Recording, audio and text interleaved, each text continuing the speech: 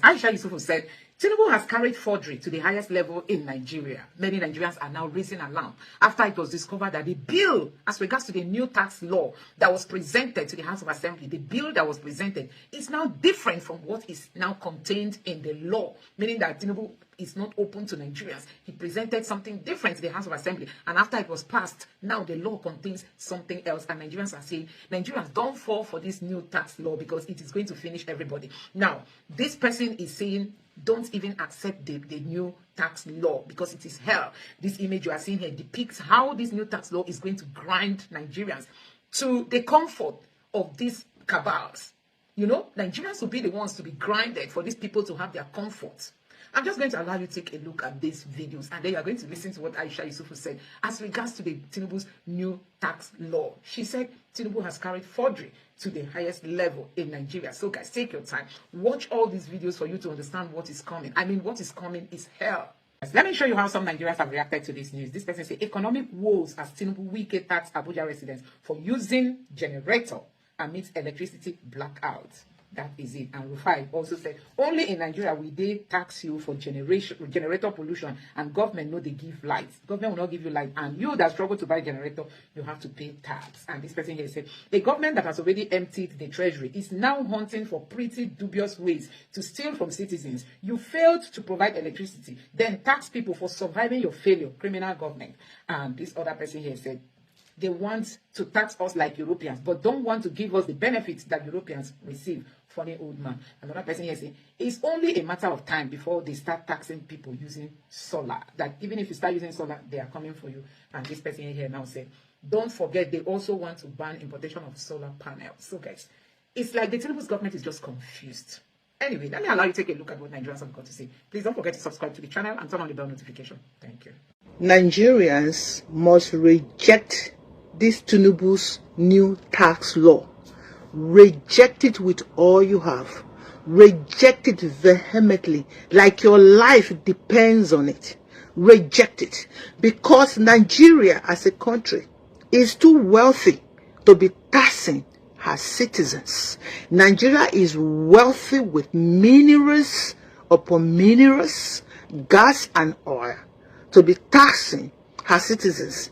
Citizens that are providing nearly everything for themselves. The government provides nothing, and yet they are planning to milk the citizens who have been providing everything for themselves. Do not pay a penny to Tinubu and his cronies, because your money is what they want to use to sustain their lavish lifestyle. It's like they have used all our minerals to borrow money. Yes, we are too wealthy as a country to be taxed. All those countries that have oil and gas in their countries, their people barely pay anything to the government. We are not supposed to be giving the government anything. Nigeria is a wealthy country. They're supposed to leave the citizens. As a matter of fact, they're supposed to be giving the citizens money monthly, because Nigeria is a wealthy country. Do not pay a penny to Tinubu and his cronies, because they are going to use your money, just lavish it, sustain their family, give to their girlfriends, and name it. That's what they will use it for. What are they using our resources for already? Enriching themselves. Why do you think they want to use your tax money for anything good? They are of no good. Do not pay Tinubu and his cronies a penny. Reject this new tax law that is coming, especially that France is even attached to it. The fact that France is attached to it in one way or the other. Reject it with all you have. Don't take it, and do not pay anything to Tinubu and the criminal leaders we have in power. I thought to share this with you guys. God bless you. Plenty, plenty, plenty. The Punch newspaper, one of their reporters, according to yesterday's paper online, they were able to get the gazetted copy from an anonymous person and said, I mean, in the house. And they said, okay, can we get it? Let's even go through it. Let me just mention a few things, because that's our job here as journalists. There are 4 pointers in the alleged altered tax laws. One of them is that The committee's review, supported by forensic comparisons and independent legal opinions, established that substantive provisions were inserted, deleted, some were deleted, wow, or modified after passage by both chambers. Do you know what this means? Hold on. 2. Several oversight, accountability, and reporting mechanisms approved by Parliament were removed from the final acts. Number 3, new coercive and fiscal powers, e.g., arrest powers, garnished without court order, compulsory USD computation, appeal security deposits, appeared without legislative approval. Number 4, the lawmakers further argued that Section 4 and 58 of the 1999 Constitution vests lawmaking powers exclusively to the National Assembly, not the presidency. So what are we saying here? It means that, 1, the MOU that was signed between the FIRS, now known as the NIRS from January 1, and France may have had these things or these pointers. My question is, when I saw all of these things, looking at this, please, the presidency, I know they are watching. Is it too hard a thing to do to make this MOU public to Nigerians?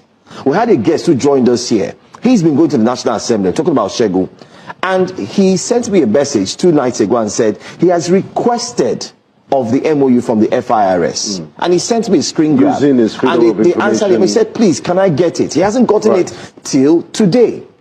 It should be made public. I'll give an example why this is so dangerous.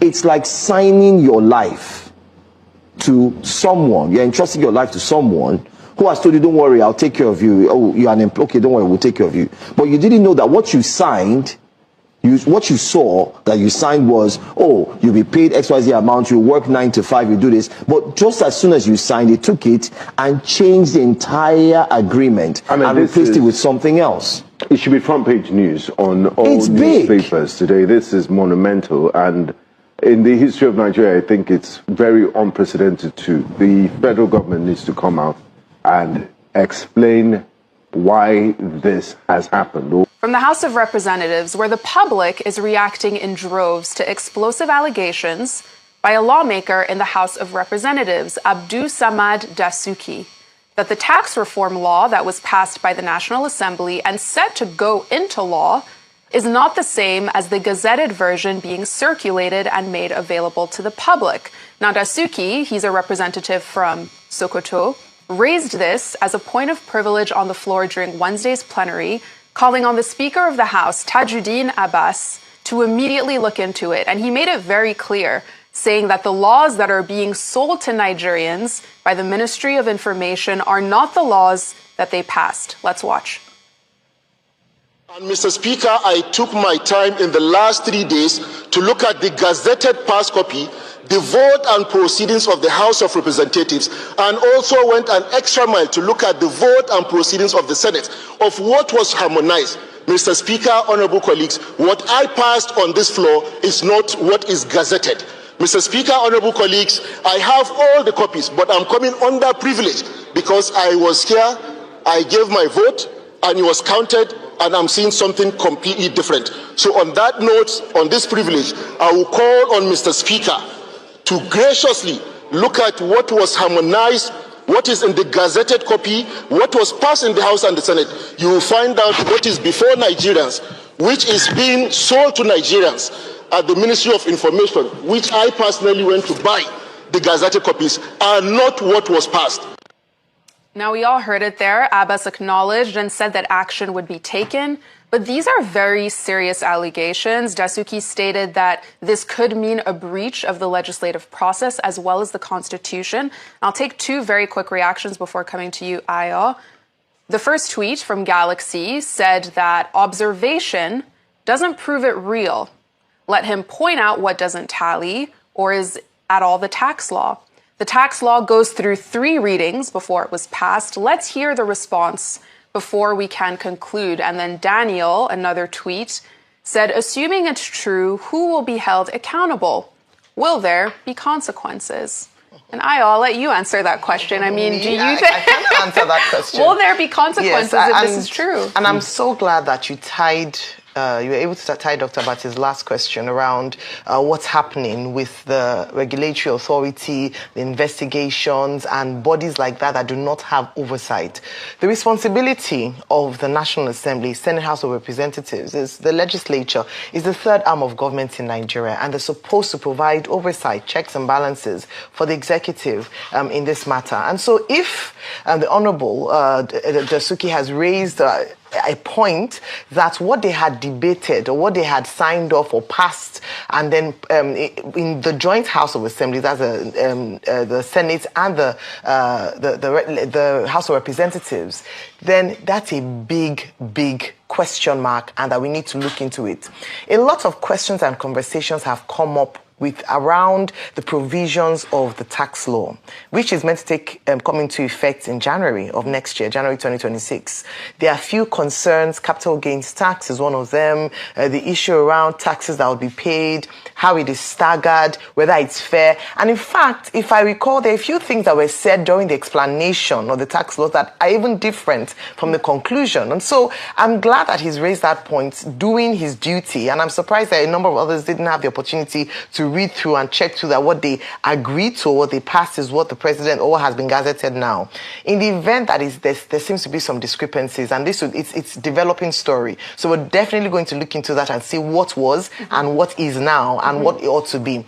If there are discrepancies, like you mentioned, I believe that it will have to be transmitted back to the National Assembly. The Senate can then institute an investigation to determine whether or not it cannot be passed, because, like he mentioned, it will be a constitutional breach.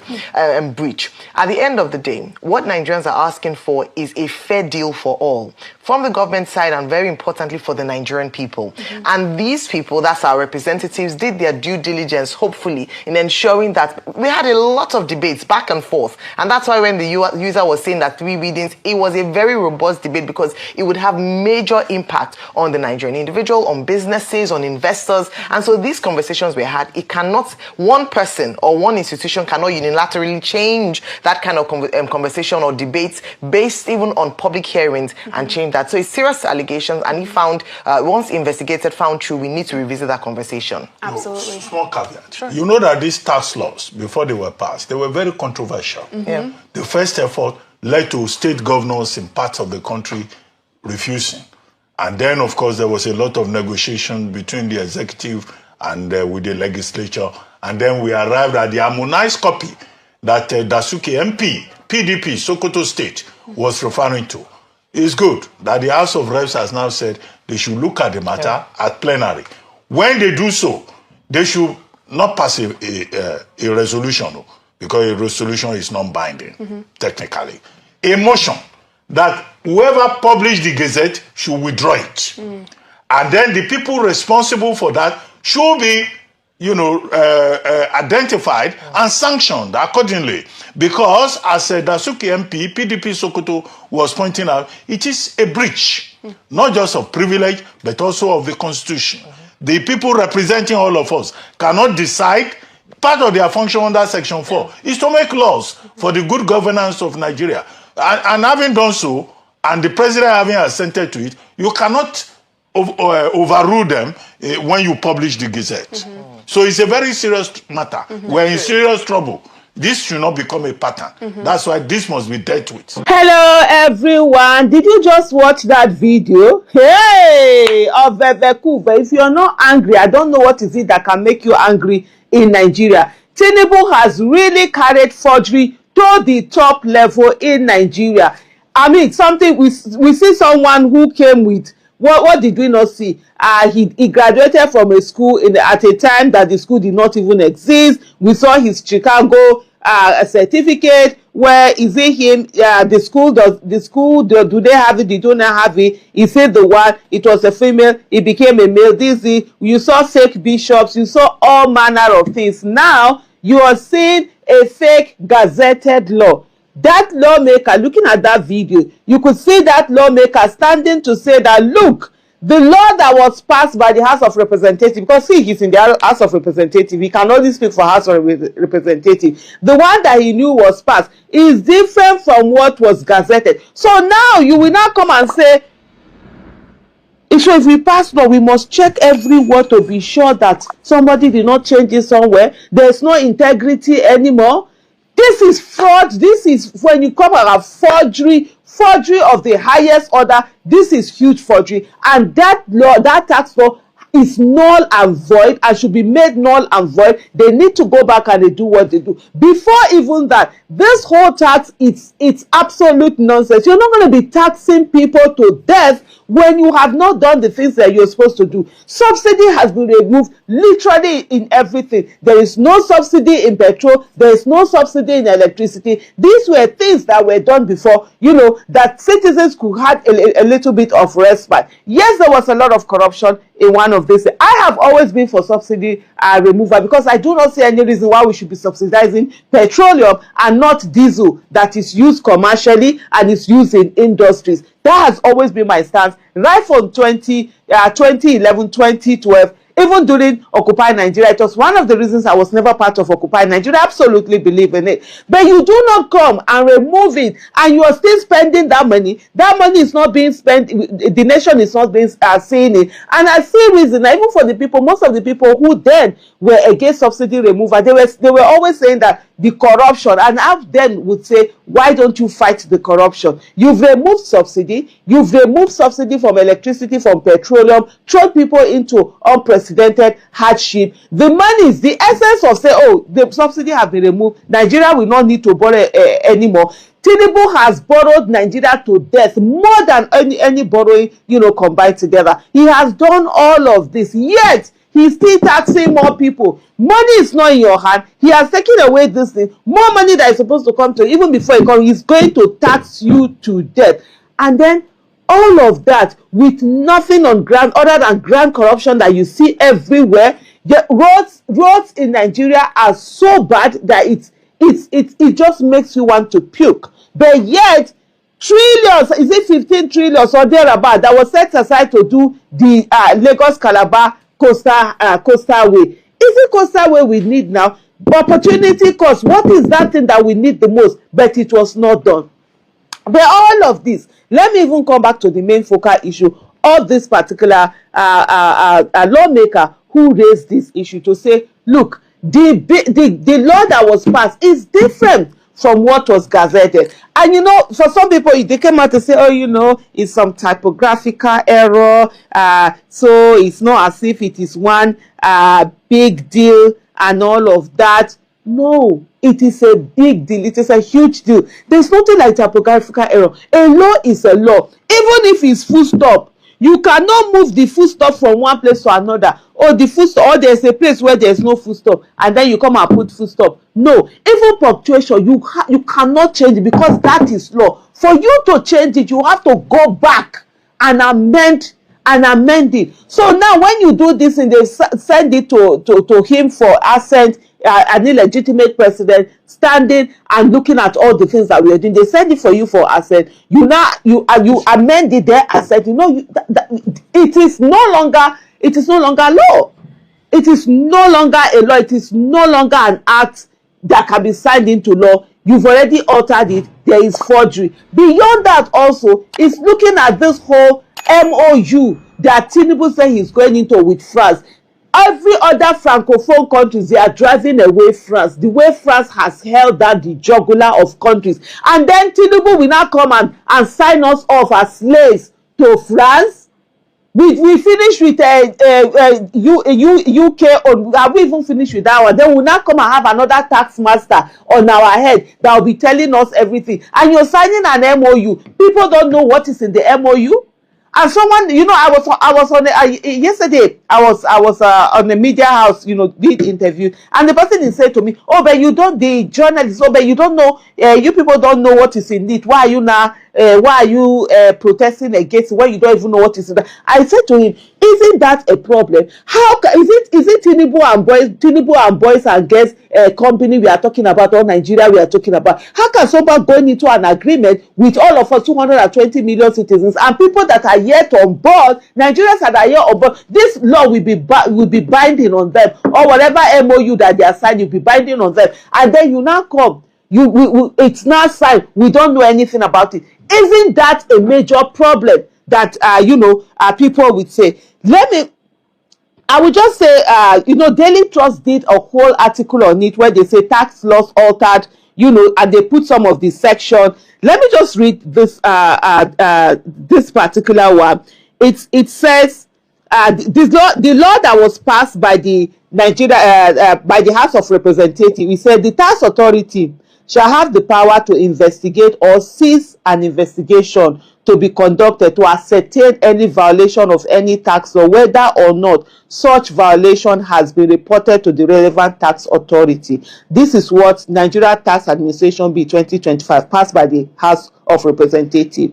The one that has been the official gazette, this is what it says. The tax authority shall have the power to investigate or cause an investigation to be conducted to ascertain any violation of any tax law, whether or not such violation has been reported to the relevant tax authority, and shall also so you see now, and shall also, from here is an addition that they did. This is an addition that they did. This is not typographical. All things are added. They say they now added, and shall also have the power to arrest any person suspected of committing such violations through relevant law enforcement agency. This is just one of them. Nigeria Tax Administration Act 2025 official gazette. This is not just a typographical. You are adding to his own. How many other things have he added? And I will just round up by saying what Kalu Aja said. He said, wow, what's happening? The entire tax reform bill as gazetted should be stood down. A new version passed and signed page by page. The budget documents are signed page by page. Also, the highest effort must be made to determine when and who authored these acts of parliament. I'm officially afraid, he said. This is criminality at the highest order. Tinubu has carried forgery to the highest level in Nigeria. There's a new video trending this morning that reportedly shows a member of the House of Representatives violently manhandled by a pretty sizable crowd. In the video, the mob pushes him, they throw sand at him as he struggles to kind of keep himself safe with security. Let's watch and discuss it after.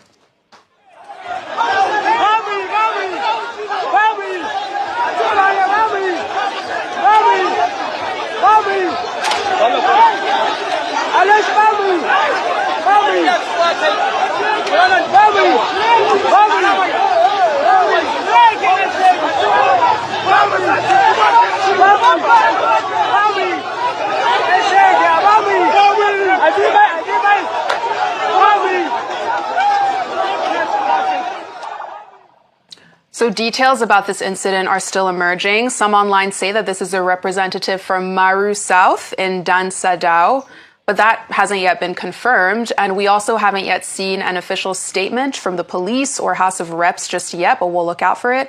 But Rufai, I'll come to you on this just because the video is so violent. It's pretty intense. No, that's wrong. How are you? You might have reservations against a public official, whatever might have happened, but that's wrong. Not being rowdy, not being violent. That's misconduct. That's not right. That's not the way to go. Because I see some people saying, yes, it's a reflection of how bad public officials have been. Then you should harass them and beat them publicly. No. I want to come back to the tax issue, Dr. Abbott. In fact, there are even matters on ground that we should look at. And as regards this tax issue, there are some things that have cropped up. And like they say, the law is a living document. Maybe these are some of the debates we'll have to now go through when the law starts. I'm happy that the lawmaker has raised it. Let us investigate more to be able to prove it and get to the end of those allegations. But secondly is the VAT issue. In fact, I wanted to bring that issue up when we had somebody from Oyo State talking about states and all of that. Lottery. Dr. Abbott, if you remember, there was a case filed by Wike when he was governor of Rivers State in 2021 over VAT, who to collect VAT. Mm-hmm. Because it's very easy to say a quote the federal and sin or wicked the federal and sin. So cases are not followed. Because based on that argument, Dino Melaye also said he's going to, in fact, he's put the National Assembly on notice. He's going to file a motion concerning that issue, going back to the argument about VAT again. And I remember the argument the VAT generated when we're talking about, how we are going to share it based on formula and all of that. That was the only part we talked about in the argument based on this tax law. We didn't even talk about the legality of the collection itself, which is a case, because I've tried to research the case.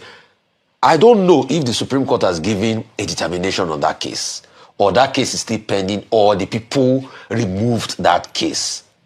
Because on the basis of that, I'm hearing Dino Melaye saying, anyway, although people are saying, Dino Melaye is not a lawyer, is this the first case he's going to take up and all of that?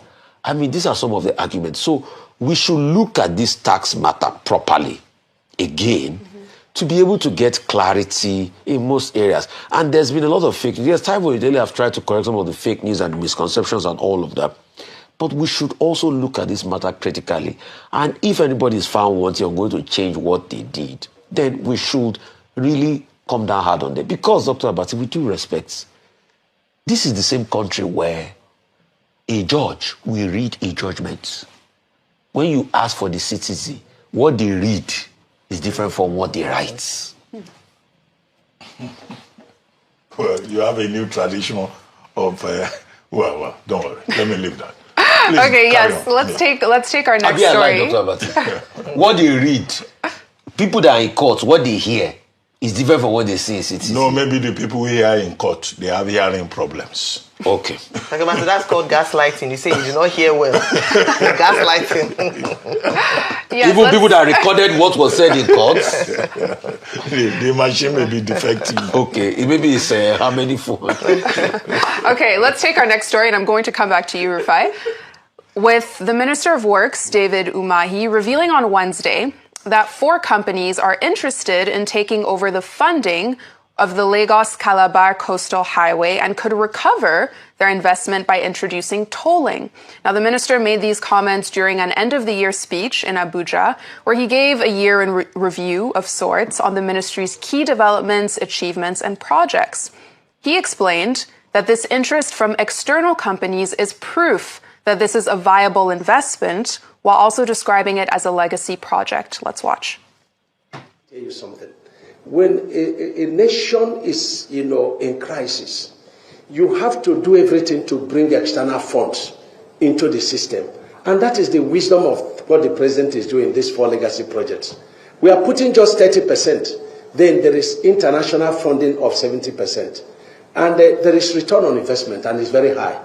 There are people that have been quoting, about 4 different companies, that they want to pay 100% of what we spent on Coastal Highway Section 1 and then take it over and toll it.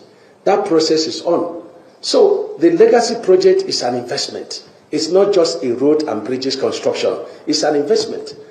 So in this end-of-the-year review, the minister also highlighted road and bridge projects in the Northeast to exemplify, in his words, that no part of the country is being left out.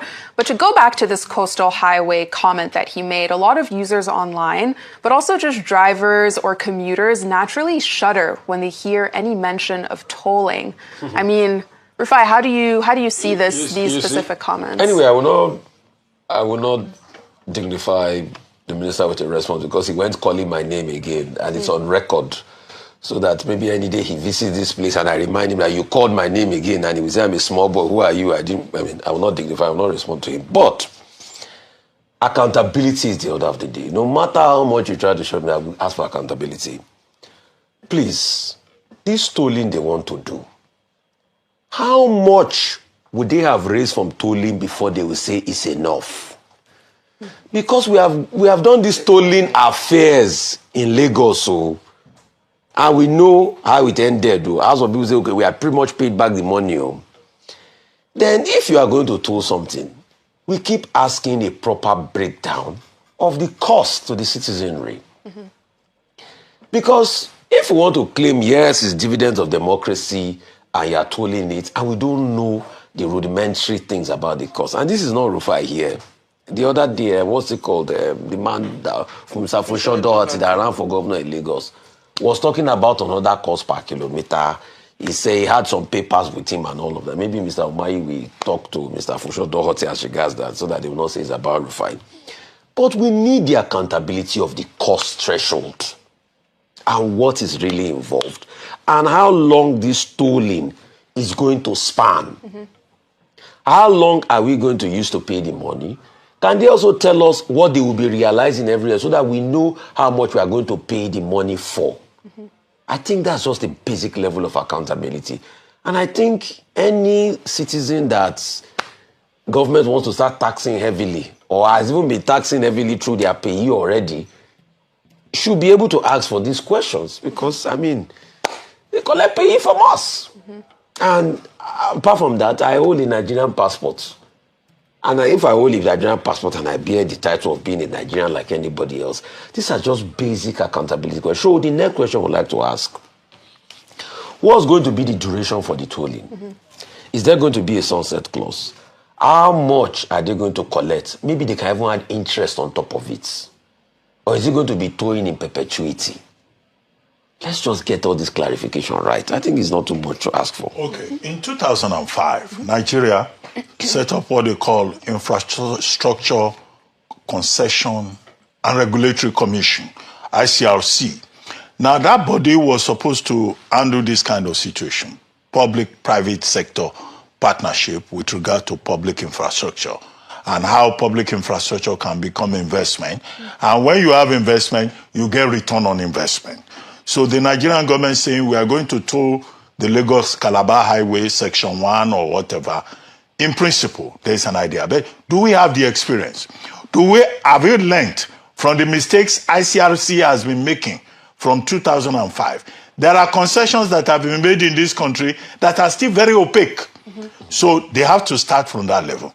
Number two is what Rufai talked about. You know, who is going to get involved? The accountability. It was the case in this country that wives of prominent politicians were the ones in charge of toll gates. Yes, no.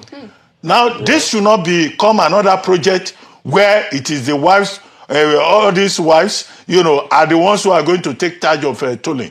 So there must be transparency in the bidding process. And we, Nigerian civil society, must be involved. This should not be some kind of opportunity for politically connected persons. Three is the duration. They will tell you 25 years. There are persons who have been holding on to Nigerian assets since 2005.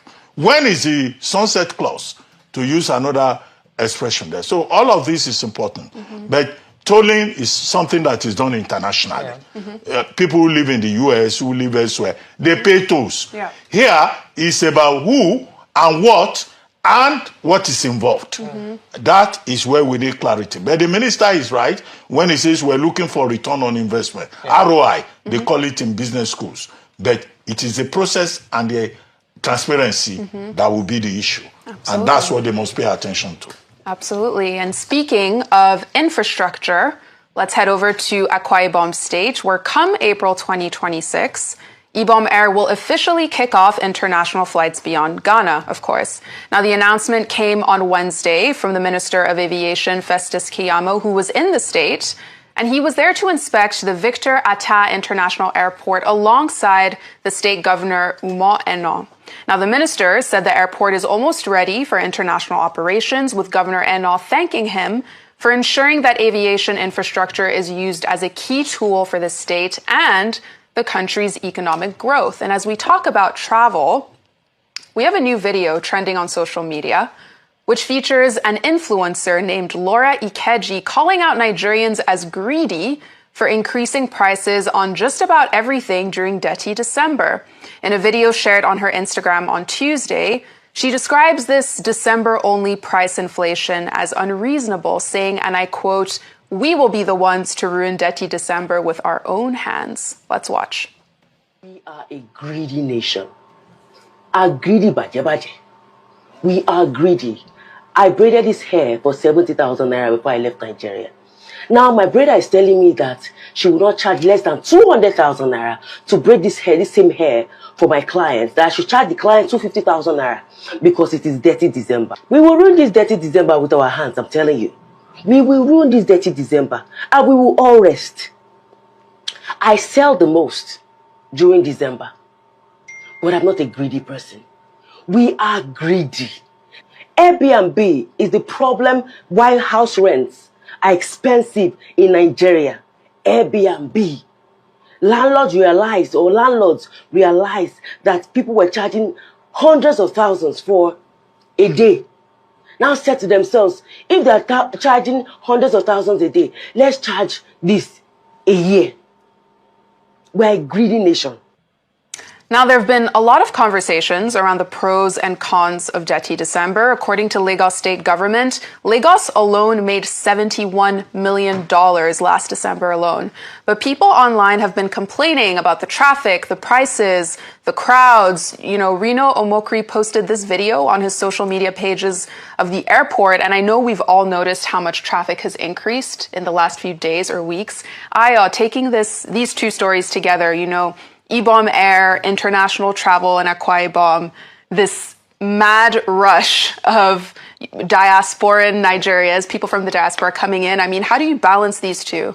The word is balance. Okay, let me start by saying congratulations to Ibom Air. I remember when the idea was floated around Akwa Ibom floating an airline, a number of people argued, oh, government should have no business doing business. Would this work? We've seen the way it's worked. But I want to say that two successive governments, they've been able to sustain Ibom. There were a few down moments, but it seems like they've been able to bounce back. Mm-hmm. And I want to say they also sort of contributed significantly to this change around timing, discipline, around air travel. So kudos to them. They've been able to operate it since the Emmanuel Udom administration and now continued by the Governor Umo Eno administration. So well done, and I'm glad to see that they're able to take this flag and expand their horizon, expand their destinations to include even more international travel beyond Ghana. What I'm hoping for now is if the government should do their part, and now I mean the federal government. Mm-hmm. A number of private players in this space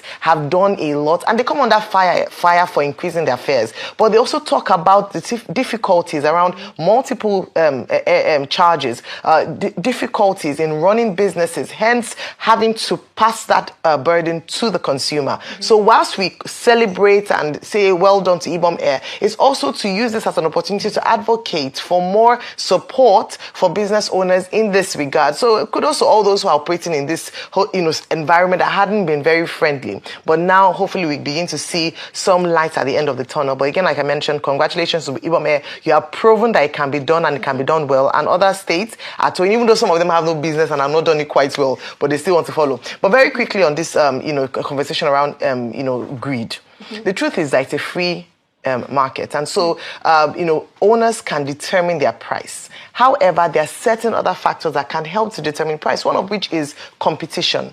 Where you see in many countries around the world, December is peak period. If you want to book a flight that's not Nigerian owned, the prices are triple, or quadruple in some instances. I like how you linked it to, can we get the benefit of the services that we pay for, so that it doesn't become an opportunity to make money, but it's wasted because you come in, you're tired, you're frustrated, you're stuck in traffic. And so I cannot legislate on business owners on how they price their goods and services. Where there's increased demand, where there's scarcity in the market, you will definitely see that prices will go up. Mm-hmm. But what I'm just going to say is that, can the government ensure? Yesterday I praised the Lagos state government for handling traffic, but yesterday traffic was horrendous. So they haven't really quite been able to manage it properly. But I can't legislate on prices. It's a free market. Free market economy does not mean absolute greed and inhumanity. Mm-hmm. We have a federal competition and Consumer Protection Commission. Mm-hmm. Is it possible for the FCCPC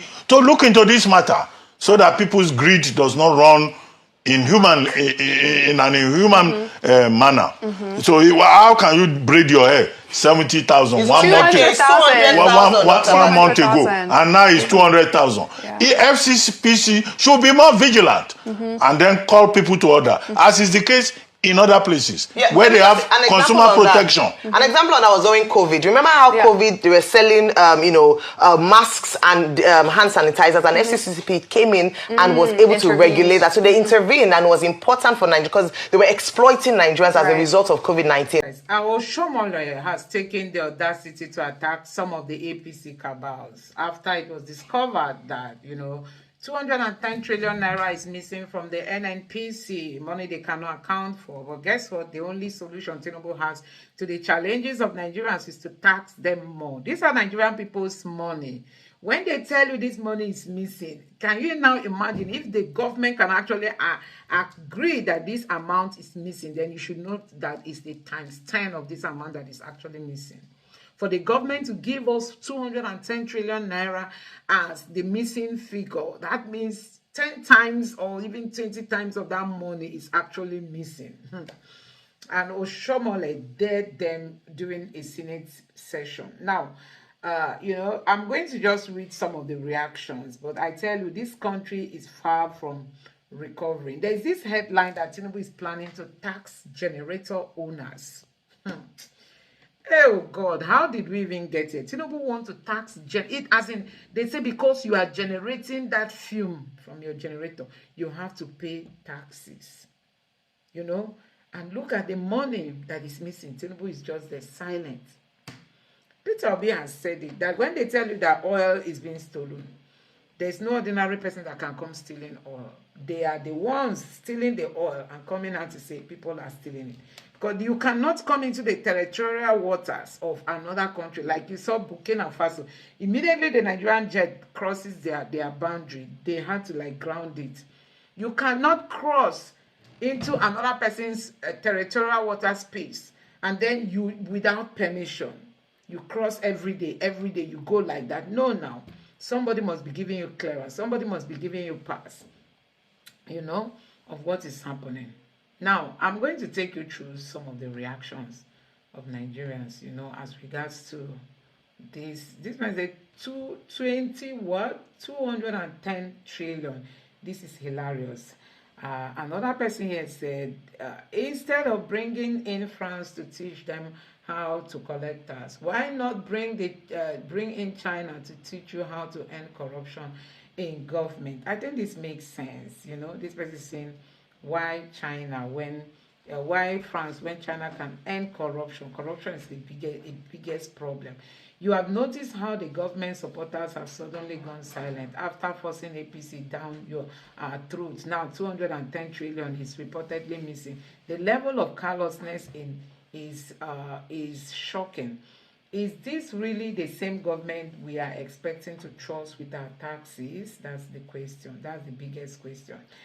The issue is not about 210 trillion. The cry is the cry is this present administration don't want people to know because he wants to continue from where they stopped on the stealing. He is not willing to call out or probe them in a nutshell. This money is enough to fund next year's budget. If it's not, I don't think next year's budget is even up to 210 trillion. Do you know how much is that?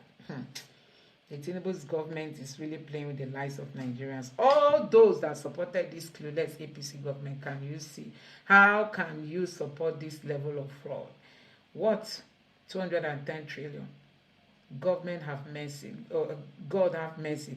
Yes, 210 trillion. Where is the money? Use this money to pay tax. Produce the money first before asking for tax. I repeat, we don't have a revenue problem, but a spending problem. Don't have a revenue problem, a spending problem. Former President go on. If Tinubu likes, let him tax our dead relatives. Nigeria will only become poorer without solving our spending problem.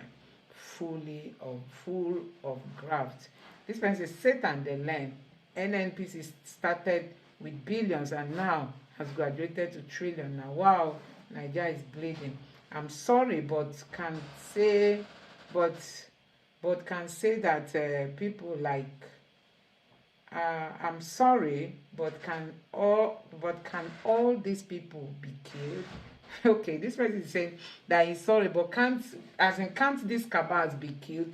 We don't want the money back, but we need to perform China-like judgment on them. 10 trillion or more. As in 10 trillion, this is 210 trillion. This person said these are the revenues that could solve a lot of problem in the country. With such revenue, there is no need to borrow funds from external entities. Yet we are being forced to pay taxes to replace the revenue stolen by the government that is asking us to pay taxes. Una they see why youths no fit get better paying job in Nigeria. Una they see why we know they get 24 hours electricity. Una they see why we no fit drive smooth in the road. And this other person here said, this is an organized crime, and international communities are aware, because the money mostly taken abroad, they collect it and borrow us again. I think this makes sense. So guys, these are reactions coming from Nigerians after Oshomole was saying, questioning how did we get here that 210 trillion is missing. Oshomole scattered that table, and let's see how the Tinubu's government is going to react to all this. This person say, I pity who still they go redeem church. None of you guys will enter heaven. On a pastor, they spoil Nigeria. EFCC chairman no go open case file for this kind of matter. Redeem pastor for a reason. If them share this money to every masses in Nigeria, as well, change go remain. Change go remain to do to do another sharing. This country is gone. It's fucked by the evil men in power. Hey God, the youths are the ones suffering all this. Nigerian youths are fools. They hear this news every day, but they chose to keep suffering because they love the parts of their parents. They don't mind to be poor as well. While politicians get richer, Nigerians are religious fools. I read the amount, I thought about the amount, thought about my life and every Nigerian suffering and the impact that the money would have made. I immediately felt hatred for NNPC and everyone involved. 200 trillion naira. So guys, a whole lot is happening, when it comes to the level of insecurity this time, corruption in Nigeria. It is really so heartbreaking, considering the fact that we have so many unemployed youths, and now Tinubu is coming with taxes. Any little money you are making, the government want to take. The worst part is that they are not even transparent telling Nigerians the actual truth of what is happening. Speculations everywhere that Tinubu is handing over our data to France and all that. A whole lot is happening. But let me know your thoughts in the comment section below. Please don't forget to subscribe to the channel and turn on the bell notification. Thank you.